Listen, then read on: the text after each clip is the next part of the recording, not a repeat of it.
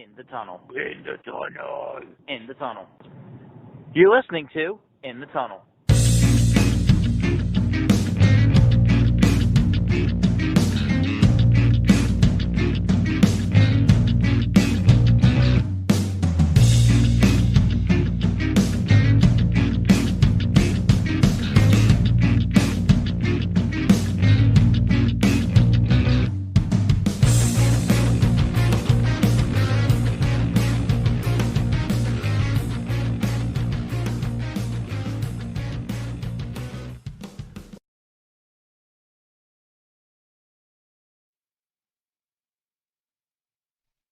Hello and welcome to In the Tunnel, episode number 43. Yep. Yeah, 43. Notable things that happened this week are 2 sports finished. 2 sports finished and LeBron started making deals. Basically, that sums it up pretty well. Yep. All right, we'll catch you next week. Yeah, let's just jump into it though. So, first off, we have the NHL playoffs finished. As you can see, the Blues are the champions. Did the wheel predict that? No. A few episodes back? Because I know that didn't the wheel predict Raptors in 6? Yeah. So the wheel... Actually, no, this went 7, but I still think Boston won for some reason. Maybe Okay. St. Louis did. I totally forget. We can totally go back and look. We'll have to go back and look, but I think we've got a decent percentage of accuracy, as you'll find out at a later point in time. If something weird happened with the screen and just tells us we're completely wrong, then you know what happened. For watching this at a later date. Well, considering, this is our first one. We didn't go live on Twitch in a while, so everybody's watching at a later date. Yeah, but hey, watching or listening at a later date. The editor, in my case, me, could probably tell YouTube viewers at least what's going on. Yeah, pat on the back to you for adding another title to your resume, by the way. Yeah, so what did you think of the series? Well, I'm not saying that I would have wanted St. Louis to win in 6. Obviously, I would have. But I was just hoping that we wouldn't have gotten that big blowout game that we got in Game 6. That one, kind of messed up the flow in an otherwise tight series. Game 7 was 4-1. I will all acknowledge that, but Game 7 never feels like it's 4-1. That game was so close, though, like with right. how Binnington was standing on his head. Boston should have had 3 goals in the first period, and Binnington saved, did some amazing stuff to save the day for St. Louis and keep them in it long enough for them to score on their opportunities, which they did not have a lot of because they didn't have a lot of offensive momentum in the first 2 periods. They just kind of were lucky enough to take advantage of what they got. Yep. They had 2 goals on their first 4 shots on goal. Yeah. And whereas Boston was peppering Binnington and did not have the same luck. Yeah, and I mean, seriously, Binnington won them that game. Yes. And he's a rookie. He had the energy to do it. Yeah. Hopefully he gets his big pay raise like the GM or owner said he would. I'll say if Luongo, I'm just trying to give an older goaltender, that's not happening. The young reflexes absolutely help in a Game 7 like that if you're a goaltender. But the older you get, the less likely you are to be able to make those big saves to spring your legs, left to right, stuff like that. Yeah, but I mean, the younger you are, the higher chance you have of mental boom. Yes, but... I mean, he didn't, which is all power to him. Yes, I was about to say, not the norm when it comes to young goaltenders. Yeah. But I don't know. I like it. I like the outcome. God forbid, this means that Boston goes from, instead of having only a 3-month championship drought, to at least a year because of the absence of the Celtics championship. Or no, not a year, because of the Red Sox. It'll go to maybe like 9-10 months. Yeah, hopefully. Oh, the horror. Hopefully we can get to a year, right? Yeah. But I do think it's my New Year's resolution of June is the Boston teams go a year without winning a championship. What I would say is like 99% of North America is happy with the combined result of these playoffs. Yeah, I'm not opposed to that thinking. I'd like to think that that's the one statistic that makes me think that I could go get a beer with 99% of the people in this country. And then I walk outside and I realize I can't.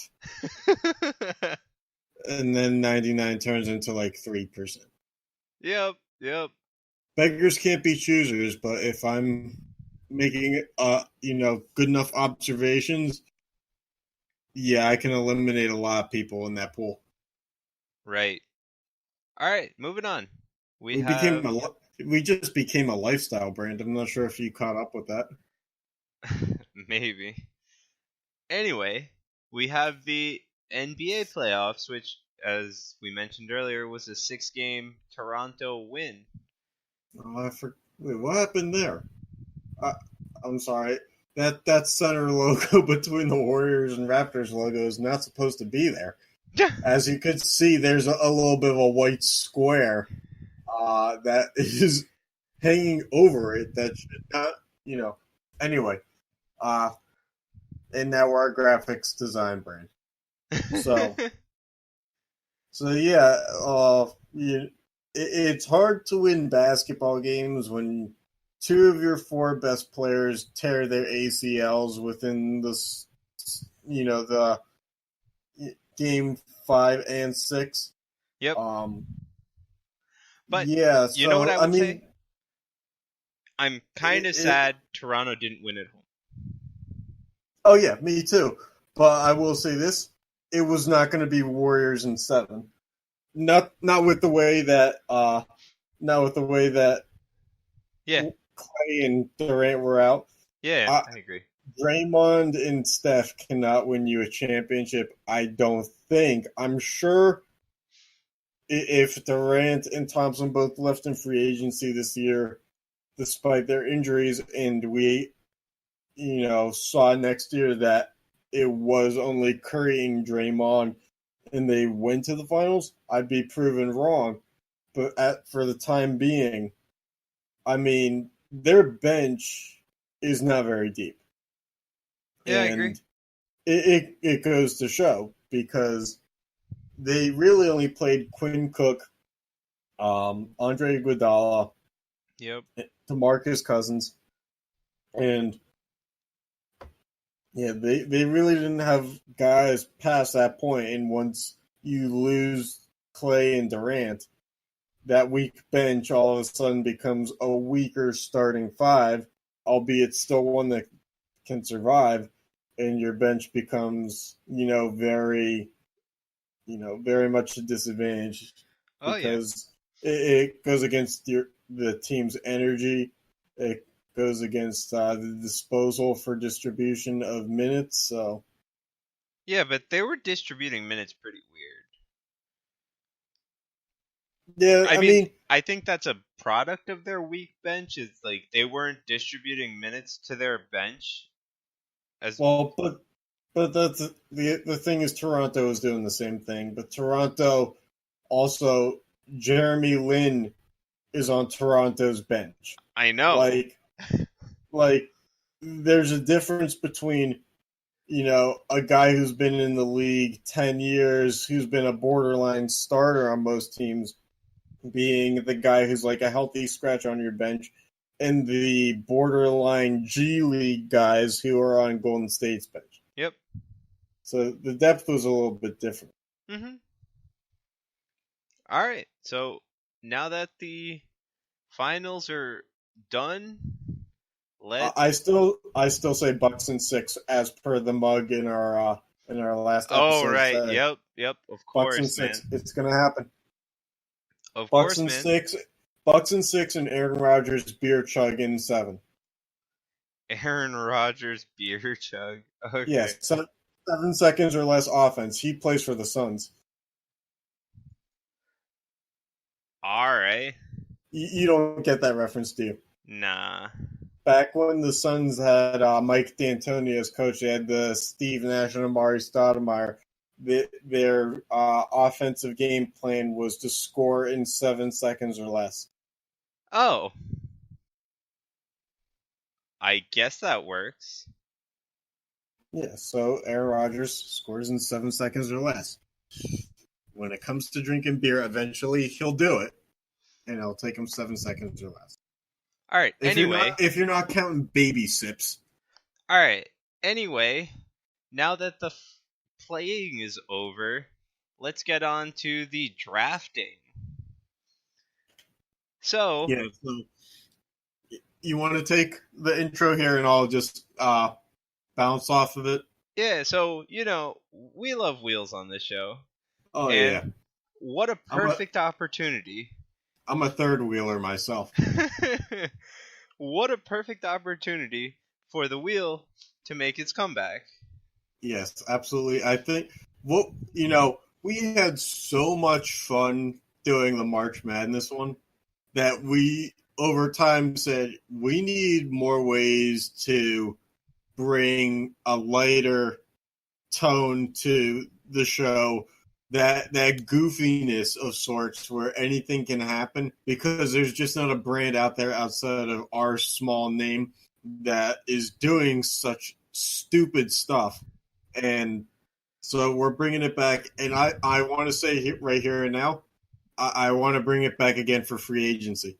Oh yeah, I'm down. I want a 2-wheel system with contract ranges, say like between 5 and 10 million, or 3 wheels, contract number of years, length, and AAV. Yeah, length, AAV, or Okay. basketball. We can just go overall contract, and then we go team, and then we just go down the list. I'm down. Let's do it.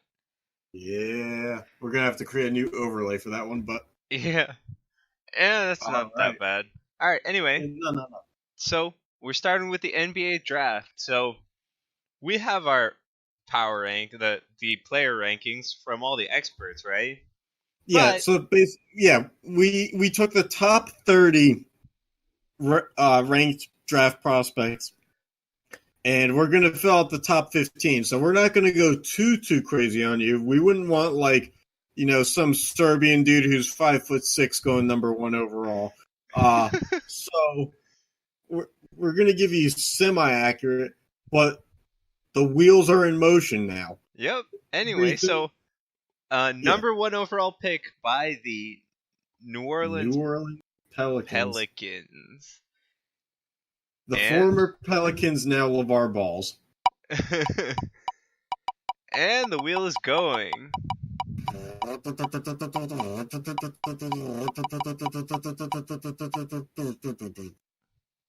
And they get Jarrett Culver. All right, Jarrett Culver, I believe Number 6. Yeah, the combo guard out of Texas Tech, who actually was projected to go somewhere between 4 and 6. You know what we're going to do? I'm going to look up a mock draft. We're going to do a little comparing and contrasting.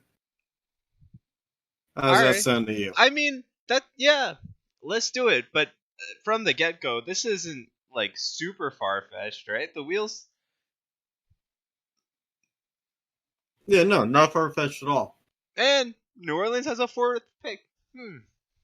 All right, so according to NBA Draft Net, which is what we're going to use here, Jarrett Culver was projected in their draft to go number 7 to the Bulls. Okay. But if you don't trust Lonzo Ball, the guy that you just traded for. Yeah, anyway, so now that Culver's off the table, we have the Timberwolves with the 2nd pick, right?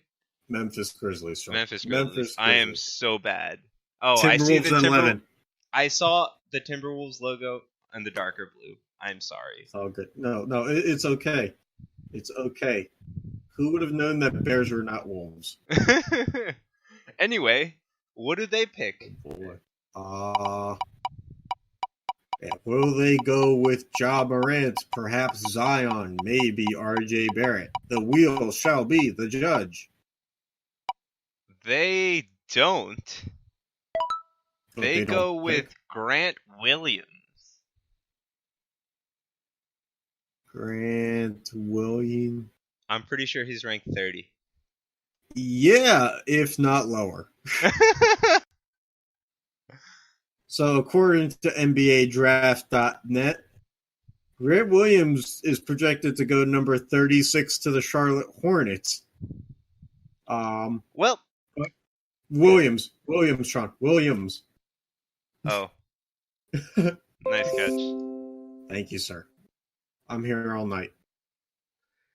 Yep. Yeah, so must have had a really impressive combine, assuming he was invited. Yeah, he could have been. It's not like the NFL. They don't invite a lot. They invite like 30 or 40 people. If they invite 40, he's projected 36. It's not unheard of. Exactly. All right. Zion is still on the board for the Knicks. Will it happen? Morant and Barrett. Yes, absolutely. The top three projected still on the board. All right. Anyway, the Knicks get the pick. Do you think they will take a... I say they don't get Zion just because it's still the Knicks. They get Cameron Johnson. Okay, so I know a little bit about this guy because he went to Pitt and then transferred to UNC. He's a 6'8" forward. He's a senior, so normally they don't really go in the lottery. Younger projects normally go earlier, but Cameron Johnson, dead-eye three-point shooter.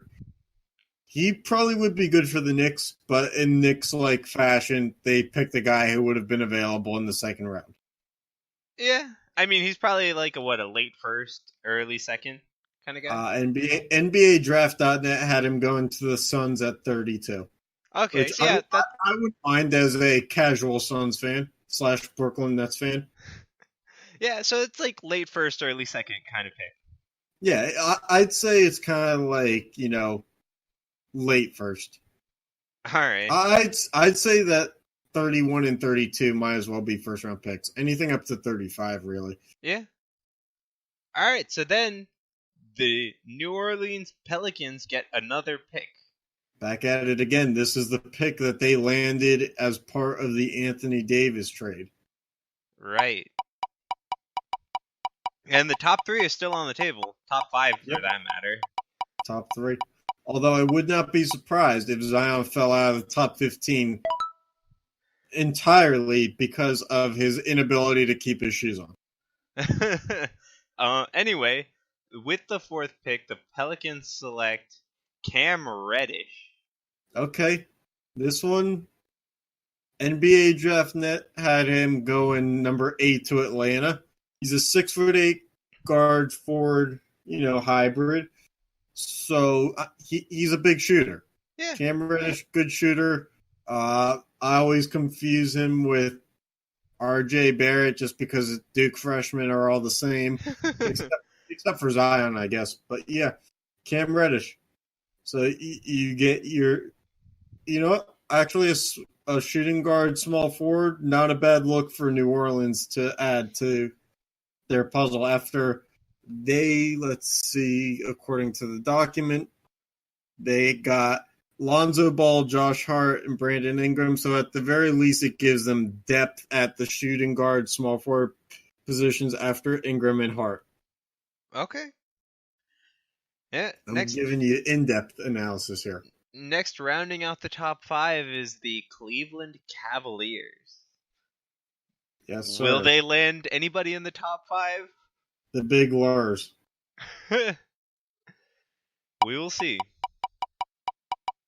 As the wheel spins.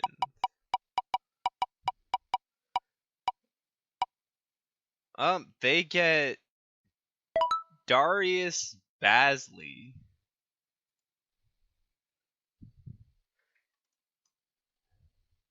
Yeah, projected to go number 37 to the Mavericks. He is a small forward, power forward hybrid who, instead of going to college, has, I believe, played in the G League for a year. And so he is from the USA. He's not international, but he is not projected to go too high as of right now. And remember, there's only 2 rounds in this draft.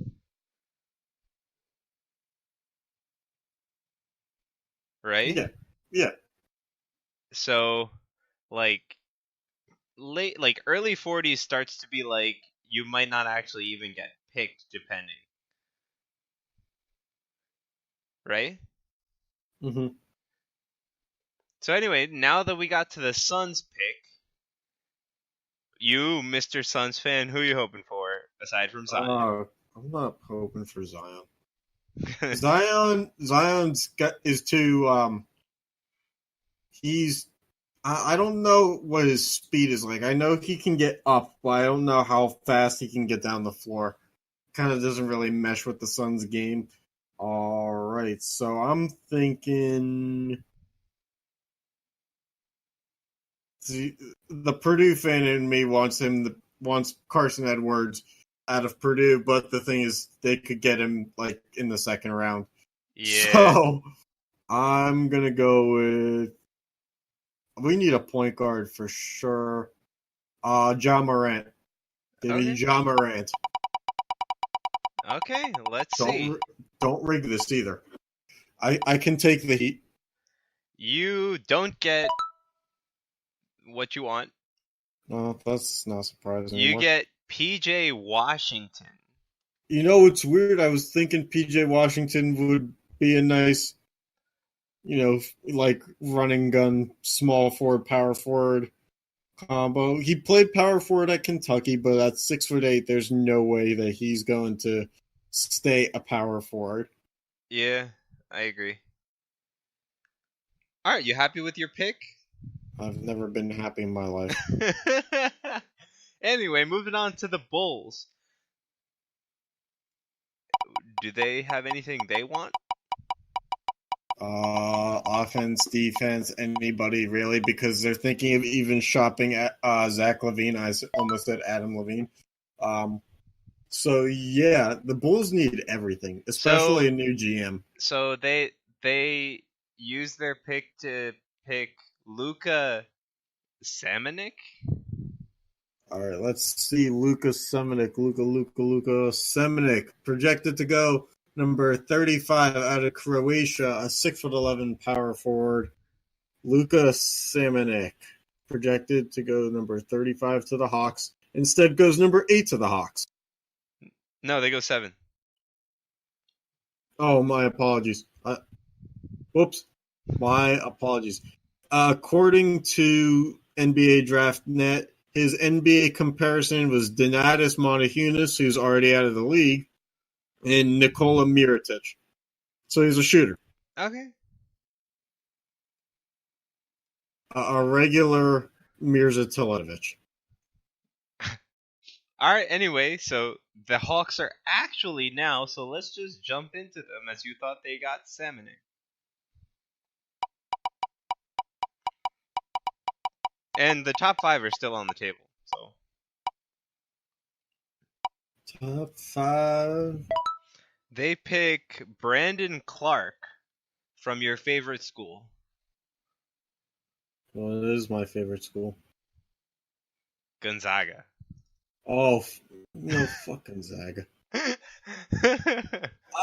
was like. Why would I say it? It was like 2 days ago I was finally able to put it out of my mind. And now it's back in. But why would I say it, man? Just to piss me off. Exactly. Brandon Clark. Where are you, Mr. Clarky? Ooh, projected to go number 26 to Cleveland. Brandon Clark is a 6'8" power forward center hybrid who will definitely not be playing the center position at the NBA level. He was a junior, and he, according to NBADraft.net, his NBA comparison is Jordan Bell, who is a borderline starter / bench player for the Golden State Warriors. So, yeah. When your upside is that. Hey, borderline starter works. Means you made it to the league. True. Doesn't mean that you're going to survive in the league, though. Yeah, but how many players survive? I think more than... Actually, not more than you think. Less than you think, I'd say. Yeah, exactly. So, anyway, moving on to the Wizards, if I'm not mistaken. Am I? Yeah, Wizards. All right. Nailed it, Sean. With the 9th pick, let's see who they pick. They pick Nasir Little. All right, Nasir Little. He was, yeah. This one may be the most accurate one yet. I know. He was projected, according to NBADraft.net, to go number 11 to the Timberwolves. They must have found something good in him that they just wanted to take him a little early. He's a 6'6" power forward, which is a little small for, or not power forward, small forward. Still a little small for that position. Who was compared to Jared Wallace. Okay. Or not Jared, Gerald Wallace. Gerald Wallace. Okay. You remember the former Nets bust. Yep. Or not Nets, Blazers turned Bobcats turned Nets bust. Yep, that one. That anyway, so one. The Hawks have another pick, only one after their last one, right? Yes. So, you think they can make up their Brandon Clark pick with something better? So they don't need a guard. They need a forward. Zion's still on the board. Let's see. They don't pick a forward. They pick a guard, but they pick Ja Morant. Ooh, so we have our first of the top 3 off the board. That's going to make Trae Young mad. All right, so Ja Morant was a sophomore out of Murray State, 6'3" point guard. The only knock on him, coming from a small school, Murray State, his NBA comparison right now is De'Aaron Fox, who is a young, promising guard in himself. Mm-hmm. NBADraft.net thinks very highly of Mr. Morant, and so do the Hawks. Well, I mean, they did pick somebody before him, so how highly... They knew that they didn't have to wait long. Oh, okay. Okay. Yeah, anyway, so now the Timberwolves get a pick. Do you think they can take somebody else out of the top 5? I think that Zion goes to the Timberwolves. We'll see. Who do they get? Romeo Langford. Romeo Langford. Romeo.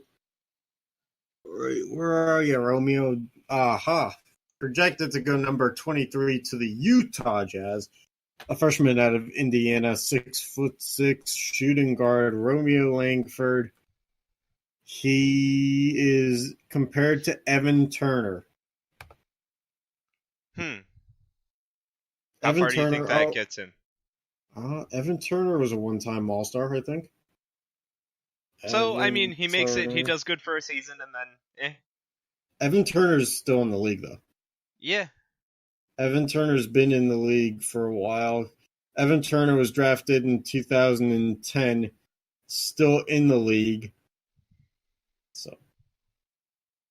All right. Yeah. All right, anyway. If you can stick around the league for 10 years, your draft status is kind of solidified. Yep. I agree. So, moving on. The Charlotte Hornets get the 12th pick. I will say maybe not justified, but solidified. Solidified, sure. Yeah. Yeah, so Charlotte Hornets with the 12th pick. they still have some pretty good players on the table, according to the NBA draft rankings, not according to the wheel, I guess. Zion to Charlotte? Keep No. Kemba around? Maybe. They select Tyler, was it Harrow? Ty Jerome. No, Tyler Harrow, guard of Kentucky. Right? Hero? Oh, Hero, yeah. Hero? Tyler Hero. Yeah, I can't pronounce things. He's a 6'6" guard out of Kentucky. Originally projected to go to Boston at 14, at 14. And he instead goes at 13 to... At 12. Shaan? At 12 to Charlotte. His NBA comparison is Nick Stauskas and or Joe Harris. Okay. Anyway, so now with the 13th pick, it's the Miami Heat. Let's see. Yes, the Heat. Whom they draft from the wheel. The Heat normally not the best drafters of talent. They select Kevin Porter. That's a name I could pronounce. Oh. Kevin Porter. All right, Kevin Porter. He's a 6'5" combo guard / in college forward out of USC. He is most compared to Deshaun Stevenson. Okay.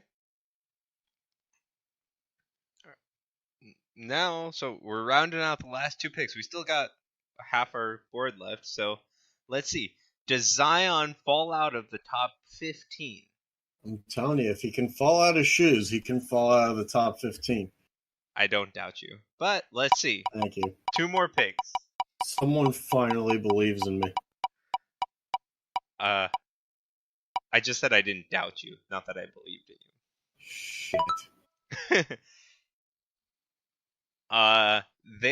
The Celtics select Nickeil and Alexander Walker. Is that it? Yeah, Nickeil Alexander-Walker. I'm proud of you, Shaan. All right, so Nickeil Alexander-Walker was a sophomore out of Virginia Tech. He is of Canadian descent. He is shooting guard, 6'5", and his NBA comparison: Spencer Dinwiddie or Jordan Clarkson. Okay, not bad. All right, so one more pick for Zion, RJ, literally everybody. Who gets it? This is normally where I play the God card, but I'm not going to do that. I think, let's see. I'm just going to say KZ gets it, just cause. I'm going to go with, actually, KZ was looking pretty good there. I'm going to go with, let's see. I'm going to go with Rui Hachimura out of Gonzaga. Okay. Just because someone's going to take that another Gonzaga guy just way too high.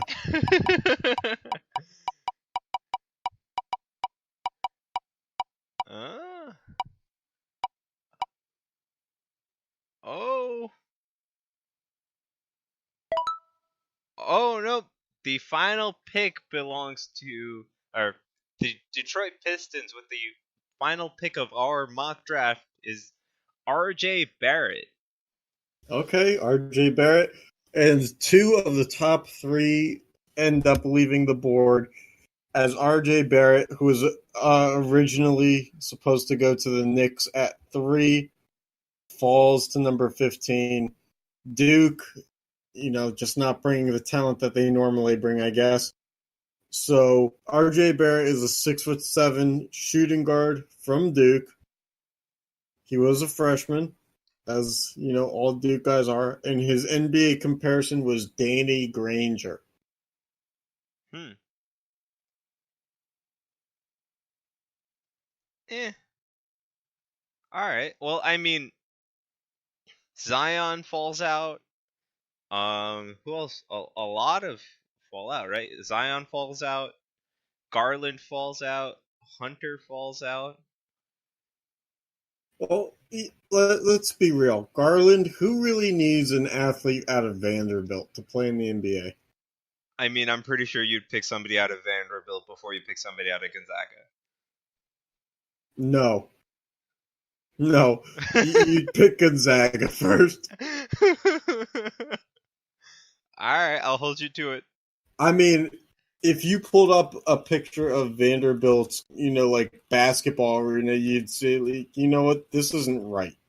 Just on the side, like they put the basketball court in, like they overcompensated for how much space they needed for the floor, and so both the benches are on the baseline. All right. They're not even sideline, Sean. Anyway, let's get on to our second draft of the day. The NHL draft. Second draft, were we writing a paper? Yeah, then we'd need like 4 other drafts No, you don't. You don't then. need that many drafts. Anyway, yeah, so for Nobody have Sean write a paper. for the NHL draft, we have 31 prospects this time because of the 31 teams. Indeed, there are, sir. All right. Anyway, so let's just get started with the number 1 pick, which is owned by the Devils. Who do they pick from the wheel? Well, I'm over here launching a mock draft, so just for comparison. So, well, you just go ahead and tell us. They pick Jamieson Reese, center out of the OHL in Canada. And Sean, as your therapist, let me ask you, how does that make you feel? They had one job, and they didn't do it. Let's see. He's like bottom of the board, I'm pretty sure. Yeah, he was projected, according to this draft, to go number 42 to Minnesota. Mm-hmm. And he goes number 1 instead. Yeah, a left winger. Sean, do you guys need left wingers? No. Oh. Whoops. I mean, we need scorers, like consistent scorers, but a rookie left winger in the second round, I don't know. Not in the second round, in the first round. In the first round, but a projected second rounder, I don't know. Oops, doodlies. Anyway, so the Rangers get the second pick. Do you think they do any better? Just to make you feel better because you're a friend of mine, no. They pick Mortis Cedar, defenseman out of Germany.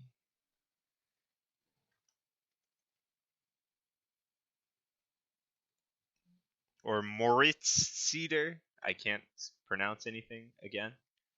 Oh. He was projected to go 20 to the... What was it? Is it... The Rangers used to have that pick, right?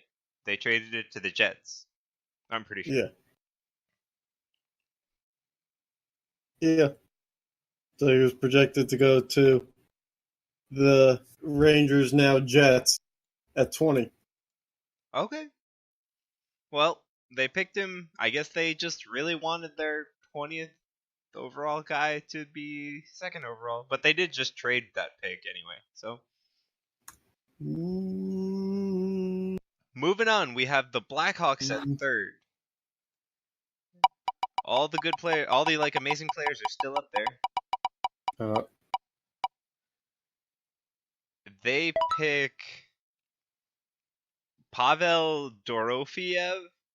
If you know what? Saying that right? If we're just gonna spell, and yeah, how do you spell that? Dorofeyev. All right, this mock draft doesn't have it. Yeah, he's pretty low on that list for the 31 players we included. Yeah, I went to a different site, but which had the correct order. All right, Pavel Doro. Yeah, projected to go number 56 to Washington, a right winger out of the MHL. Yep. Out of Russia. And Chicago. yep. So now we move on to the Avalanche, who won the best odds in this draft lottery from the Senators because of that trade. So, do you think they take advantage of this number 4 pick? Nope. No faith. Let the wheel provide the all-telling knowledge that I somehow cannot. They select Samuel Poulin from Canada, a right winger. Projected to go number 24 to Nashville. Samuel Poulin is a right winger out of the QMJHL. Yep. 6'1", 212 pounds. All right. I mean, we've had some pretty power ranked by the experts have put these guys so low, but apparently our wheel is saying these guys are the future of the game.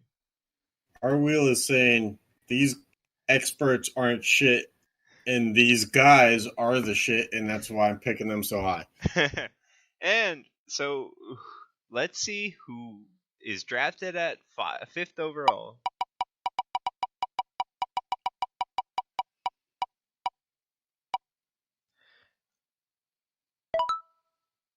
Raphael, was it Lavoie? Yeah, you're asking the wrong person for hockey prince. Lavoie. Yeah, that Lavier,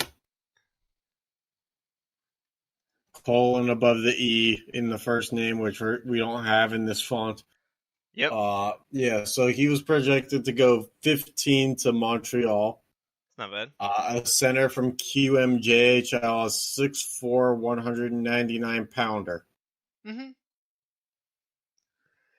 Yeah, so he rounds out the top 5. I'm putting all my faith chips in the Red Wings at 6. All right, let's go. All his faith chips are in. We're just spinning it. Jack Hughes for the win. Jack Hughes or Capo Caco, huh? They get Philip Broberg, defenseman from Sweden. All right, close enough. He was projected to go number 13 to the Florida Panthers. Philip Broberg, a defenseman out of Allsvenskan. Yeah. 6'3", 200 pounds. Yep. What a Broberg. He's a pretty good player. Again, I really don't the experts say he ain't going this high, but the wheel does. So yeah, the wheel's an expert, and it's all right. We put a certificate on it. So does Buffalo take one of the top projected by the experts, or do they let the Oilers have free reign? I think they do, just that Jack Eichel can bitch and moan about it until they leave. Oh, okay. Well, let's see. Or we get to see another high overall pick get ruined by the Oilers? Not. So at number 7, the Buffalo Sabres select Vasily Podkolzin. Oh, dear God. Which, actually, this is probably the most accurate pick that we have, and that we probably will have. Yeah, because he was supposed to go number 6 to Detroit. Yeah, he's hovering around that 6 or 7. So a right winger who's 6 foot, 196 pounds. Yeah, he's if you guys see highlights and stuff, this guy is really good. Totally, I've got chipping. Yeah, I've got 2 mock drafts open. He was projected to go 6 to Detroit or 8 to Edmonton. So, middleman, Yeah. average it out. He was supposed to go to the Sabres the whole. Yep. Anyway, so now let's see what first round pick the Oilers just let wallow in despair because they can't win anything. What do you say about that? I think they're going to give him a bloated contract. Do they even have enough money to give a bloated contract at this point? Doesn't matter. They select with the 8 overall pick Capo Caco. I was going to say they were going to ruin Jack Hughes. Pretty much the same thing. Yeah, this guy is just as good, man. Like, projected to go number 2 to the Rangers. He's a right winger, 6'1", 187 pounds. Capo Caco. There is the one guy the Oilers are just gonna never let win a championship because they just can't seem to figure it out. Yeah, although he could play on the McDavid line. But does that really help? They combined Draisaitl and McDavid already. Do you really think another person's gonna help get them to wins? Nope, just brainstorming here, Sean. If you're gonna go into the playoffs one of these years with only one line that's productive, you might as well maximize the potential of that one line. All right. Anyway, moving on to number 9. The Ducks have the pick. With number 2 off the table, they still have a pretty good picking, though. They're a good duck. All right. Well, let's see what they get. And so with the 9th overall pick, they select Alex Newhook, center from Canada. All right, so I'm looking at 2 mock drafts here. Let's see where we're going here. All right, so one projected him 14 to the Coyotes, and the other one had him at number 12 to Minnesota. He is a center, 5'11" or 10.5 inches. It says 192 pounds out of the BCHL. That means that he was basically he was committed to Boston College. All right, we'll see about that. No, I mean he plays for. Yeah, he's playing for Boston College. Yeah. So anyway, rounding out the top 10, we have the Vancouver Canucks. They get Jack Hughes. Well, it would be nice for them to replace one of those almighty Sedin brothers one of these years. Yeah, I think they not sure that Jack Hughes is the guy who, position-wise who would do it, but anyway, so with the 10th overall pick, they select Nils Hoglander, a left wing from Sweden.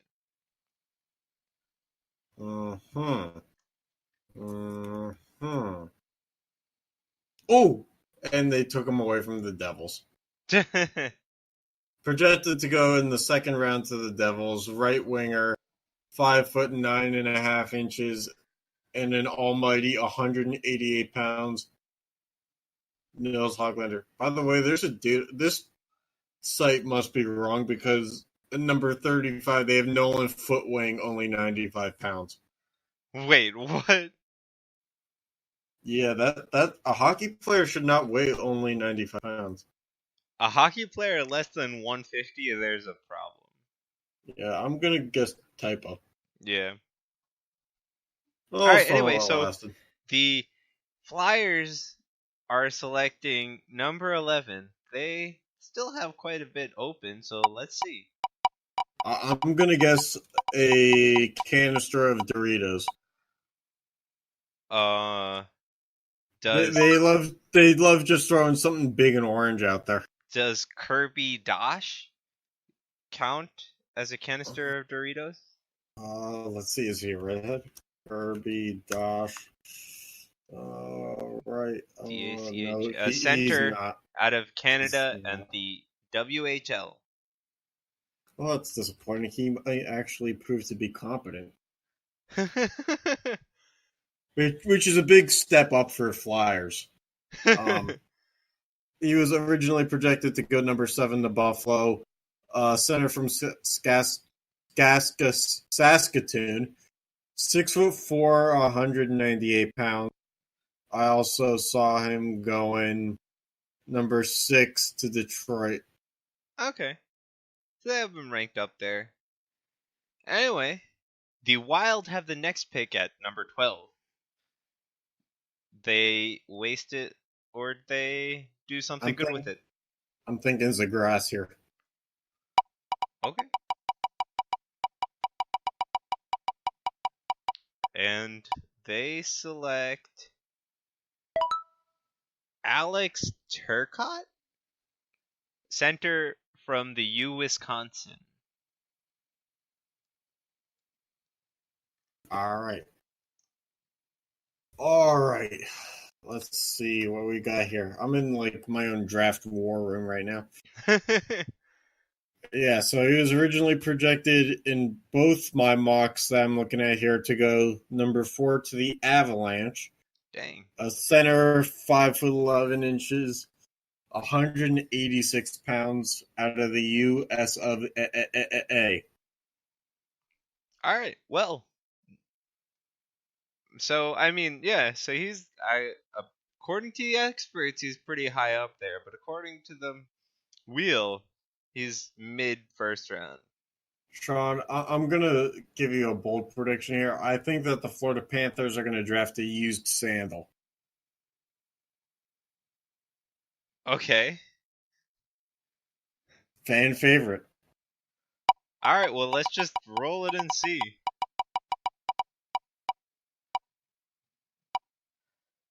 They select Matthew Boldy. I knew it.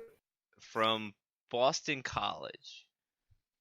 All right, so I have him in one mock projected to go number 11 to the Flyers, and then the other one projected to go number 10 to the Canucks.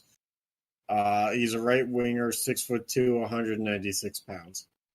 So yeah, that one. Well, the wheel's not too far off from the experts, as we say. Yeah, as we say in our amateur business. Anyway, the Coyotes have the next selection at 14. Let's see, who's someone with like a really ridiculous name that a coyote would howl? Kolyachukov? I was thinking Thomas Harley. We'd both be wrong. They choose yeah, but I'm not trying to be right. Ville Heinola, a defenseman from Finland. Ville Heinola? How do you pronounce Heinola? No, I know how to spell. I was trying to see if there was a way to pronounce it. Yeah, I would like to know that too. Yeah, well, I don't have that information. Let's see. Your war room is failing you now. Yeah, well, I pronounce it Finland. He's from Finland. Yep. All right, projected in one of my mocks to go number 22 to the to the Kings, and in the other to go number 33 to the Kings. He's a defenseman who's 5'11" and 200 pounds. Yep. Anyway. Now finish us off with some Canadian juice. Yeah, the Canadians get the last as they call it, syrup mock draft. So let's just see who they get. Maybe a stone cold LaBelle. They select Ryan Suzuki, center from Canada, and the Ontario Hockey League. Definitely a hockey player name, Suzuki. All right, Ryan. All right. I had him in one mock going to one of the other Canadian teams, the Jets, at 20, and in the other going at 18 to Dallas. Okay. A center out of the OHL, 6 feet. Mm-hmm. He is 172 pounds out of the Canadian country up north. All right, so that rounds out our 2 mock drafts for the top 15. Mock draft o'clock. What do you think they did? How do you think the teams did? Oh, everybody gets a C. Oh, okay. Easy. All right. Yeah, these will be posted on our Facebook page and everywhere later. Yeah, I mean, remember, C's get degrees, but you either get a pass or a fail in my book. Okay. All right. Anyway, yeah, on to our next segment. Useless stats and facts. You want to kick it off? Yeah, so in 2003-04, Rick Nash, Ilya Kovalchuk, and Jerome Ginla each won the Rocket Richard Trophy, which coincidentally a three-way tie. But they posted the lowest total goals for any non-lockout affected season with 41 goals apiece, taking That's home the top spot. a goal every other game, which is kind of low for the top. Right? Oops. Yep, guess so. Yeah. All right. So the next stat we had was Ovechkin has now won, what, 8 Rockets in his career? 8 Rocket Richard trophies in his career. Let it be known that's only converted to 1 cup. I was about to say the same thing. It's like the sub shop punch card. 8 Rocket Richards gets you a free Stanley Cup. Yeah. I mean, at least they didn't make you do 9 and 1 free or whatever it is. Yeah, redeemable at any Las Vegas. Yep. All right. Wayne Gretzky is the all-time leader in All-Star Game points with 25. That's a absurd number for the All-Star game. It could be. He played in a lot of them. Yeah, true. And also, All-Star games are quite scoring intensive now that like nobody actually. Well, yeah, and they fully used to be even more high scoring when it was 5-on. Yep. When it was 5-on-5, and you could get those secondary assists more easily. All right. Anyway, next stat we had is Moses Malone has recorded the most offensive rebounds in NBA All-Star games with 44 in 13 appearances. Mm-hmm. Need nothing more be said. Brandon Roy and Andre Drummond record field goal percentage in All-Star games with an 83.3% make rate. These are two guys that you do not think about when you think of NBA All-Star games. Nope, not at all. Walter Payton has 81 rushing attempts in his career in Pro Bowl games. Yep. I don't know if that's like, kind of low. I don't know. It could be. Let's see. I'm looking at something else really quickly just to. All right, so this is Goose Gossage. Rich Goose Gossage has finished, not necessarily saved, 6 MLB All-Star games. Just happened to be the last pitcher in there sometimes. Huh? And after a NFL fair catch, your team can opt to take an uncontested field goal, also known as a fair catch kick. And this was last attempted by Phil Dawson, I believe you said? Yeah. Phil Dawson. Yeah, it doesn't get attempted many times. Nope. And it has a really low success rate.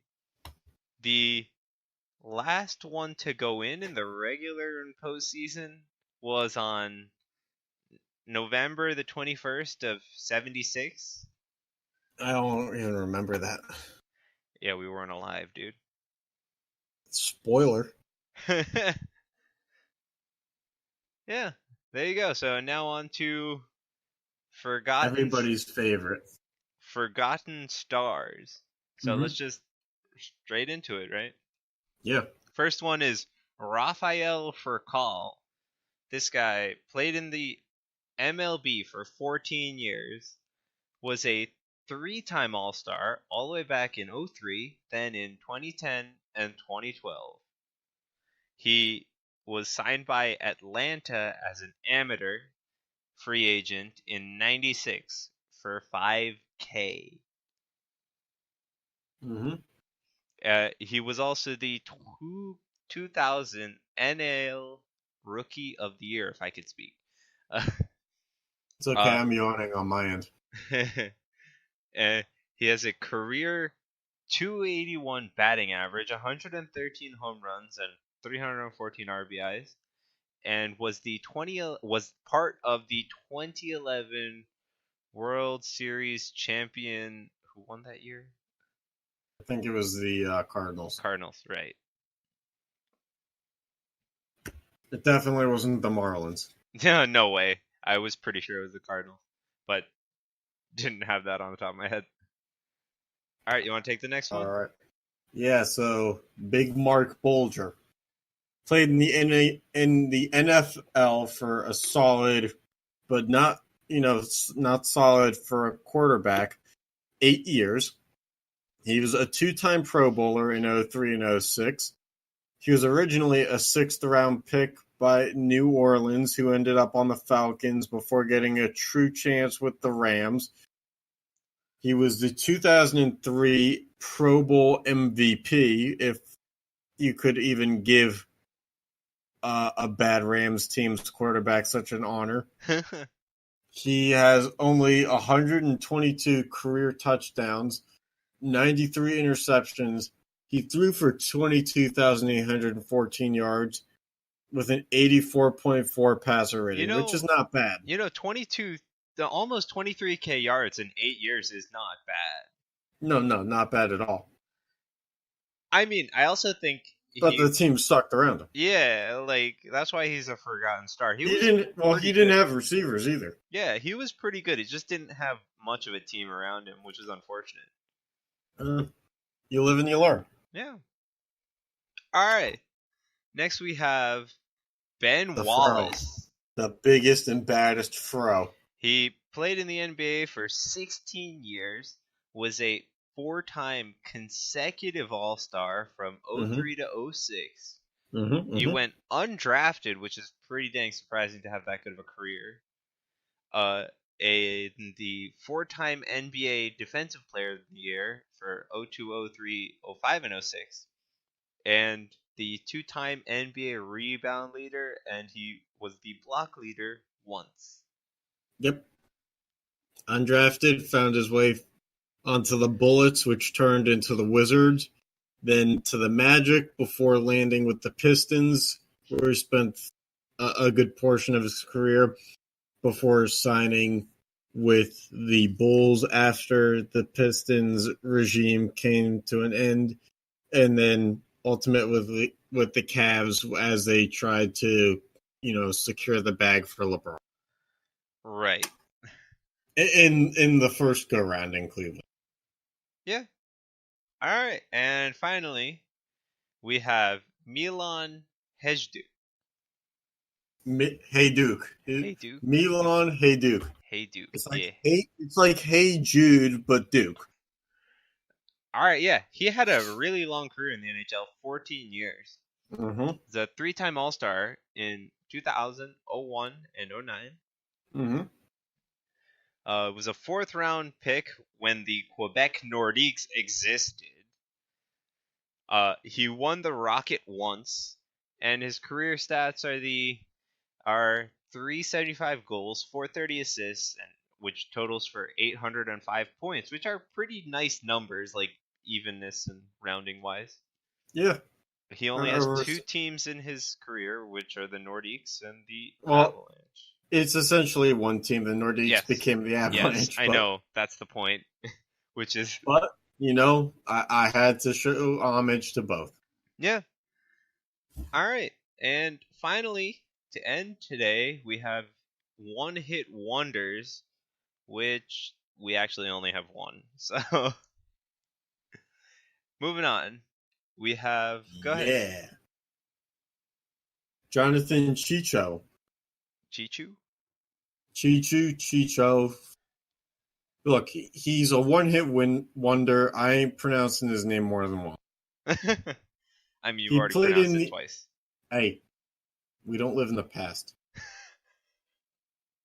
He played in the NHL for only 7 years, a one-time All-Star back in '07. He was a second-round pick by the Sharks in 1998.